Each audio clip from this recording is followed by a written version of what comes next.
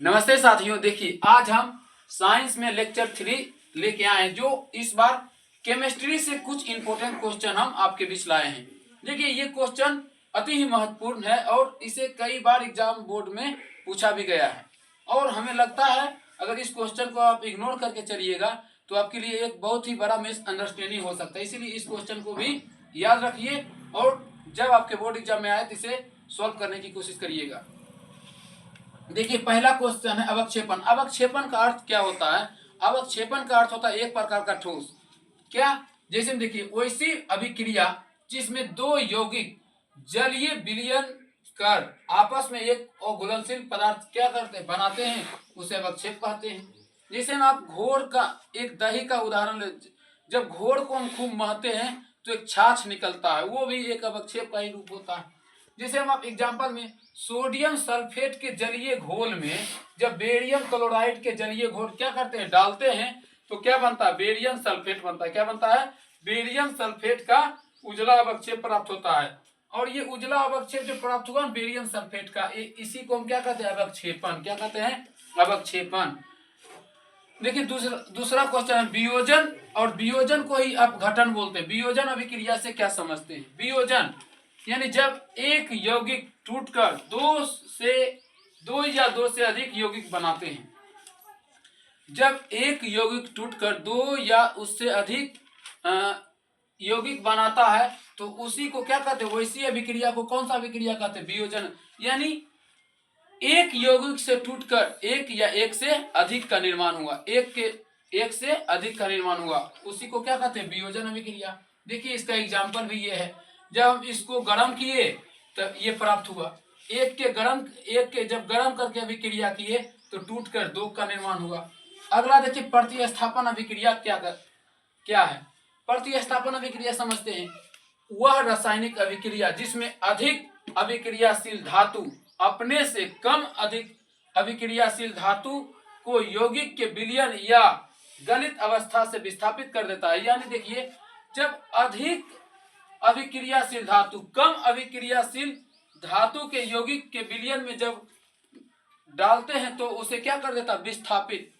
विस्थापित का मतलब अलग कर देना, विस्थापित का मतलब अलग कर देता है। इसी को क्या कहते हैं? विस्थापन अभिक्रिया कहते हैं। जो इस रासायनिक अभिक्रिया में Fe, देखिए इसमें Fe और CuSO4, Fe का मतलब आयरन, CuSO4 का मतलब होता है कॉपर सल्फेट। जब Fe और कॉपर सल्फेट को जब हम मिलाएं तो देखिए Fe देखो आयरन सल्फेट ही हो गया और कॉपर क्या हो गया?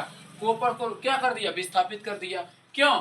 क्योंकि इस रासायनिक अभिक्रिया में Fe अधिक, ये जो Fe है ना, ये अधिक अभिक्रियाशील है और Cu कम है, इसीलिए Fe की किया Cu को विस्थापित कर दिया। कोई दिक्कत समझने में नहीं। आगे बढ़ते हैं। अगला है उदासीनीकरण अभिक्रिया। उदासीनीकरण अभिक्रिया क्या है?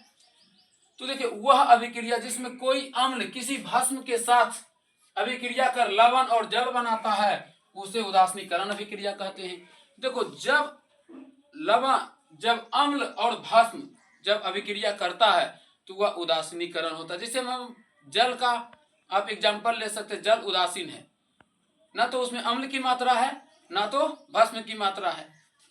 तो देखिए इसका भी दो एग्जाम्पल हम आपके सामने रखे हैं। अगला है धोबन सोडा का रासायनिक, धोबन सोडा का उपयोग लिखिए। धोबन सोडा को सोडियम कार्बोनेट भी कहा जाता है। इसे क्या कहते हैं? Sodium carbonate. क्या कहते हैं इसे? Sodium carbonate. इसी को क्या कहते हैं? Sodium carbonate. इसी को कहते हैं सोडियम कार्बोनेट।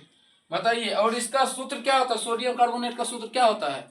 बताइए सोडियम कार्बोनेट का सूत्र का क्या होता है?